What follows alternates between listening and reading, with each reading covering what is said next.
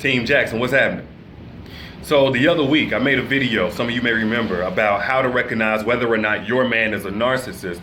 But I wanted to do a follow-up because just as hard as it is, but actually probably more difficult than it is to deal with a narcissist, is knowing whether or not you've ever dealt with one and healing from that.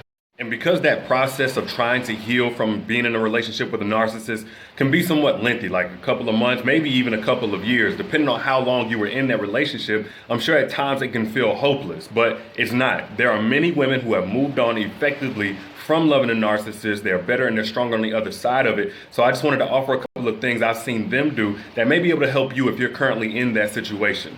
First thing you need to do is to cut off all contact. That means email, phone, Facebook, Instagram, don't matter. And also let your family and friends know not to relay any information or messages back to you through him, because once he realizes that you're cutting him off, he's going to try and harass them and contact them as a way to get to you. You see, even after the relationship ends, he's going to have two main priorities, which is one, keeping contact with you, and two, making his presence felt by you, which ultimately serves his number one prerogative, which is to keep control over you. So more than likely, you're not going to make a big PSA because it's going to take you by surprise at what lengths he'll go. But whenever your family and your friends and even your business associates start hitting you up, telling you how he's texting them, he's contacting them all crazy hours of the night, he's spamming their comments, he won't leave them alone, you apologize for that, apologize for what he may do, but make it clear that you have nothing to do with him. His actions are not your burden, and it's hurting you, not helping you, that they're allowing themselves to be tools that he can use to reinsert himself back into your space. And request that they stop. And if they really love you, if they really care about you, they'll oblige. And you see, this is important because just like trying to deal with any other wound or injury or treat any illness, you first have to remove the part that was causing the problem before you can effectively heal. Like if you're trying to treat cancer, you have to remove the tumor. If you're trying to treat a knife wound or a bullet wound, you have to remove that knife or that bullet before you can effectively heal. When trying to heal from loving, trying to understand a narcissist, trying to pinpoint what actions of yours or what you could do to love that man out of his disorder, in order to heal from that, you have to remove that man, or else he's only going to make it worse. Now, in some situations, you'll be forced to continue interacting with him because y'all were married and you're going through a divorce, or because y'all had kids together and you're trying to co-parent. So it's not always so cut and dry, but in those cases, it's more of a case by case depending on the circumstances. But I will say this, no matter what the interaction is, you need to no longer approach things from an emotionally authentic standpoint and start approaching things from an emotionally strategic standpoint, thinking strictly in terms of what's in your best interest and your kids' best interest.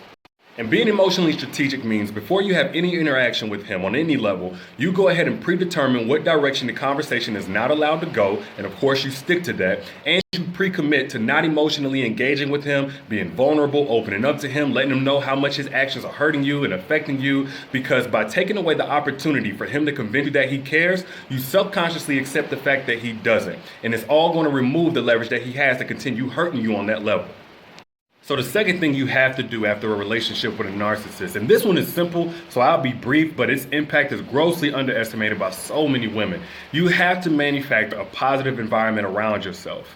Because there's a saying that where your focus goes, your energy flows. However, the mistake a lot of women make is they try to move on with their normal to-do after removing a narcissist from their life, not realizing that that relationship was a huge part of their life and is going to leave a huge hole there. And as humans, we tend to try to fill that hole with recurring memories and thoughts of what went on in our past, fighting mental battles that physically we're not even in anymore. We just have an inclination to indulge on the negative.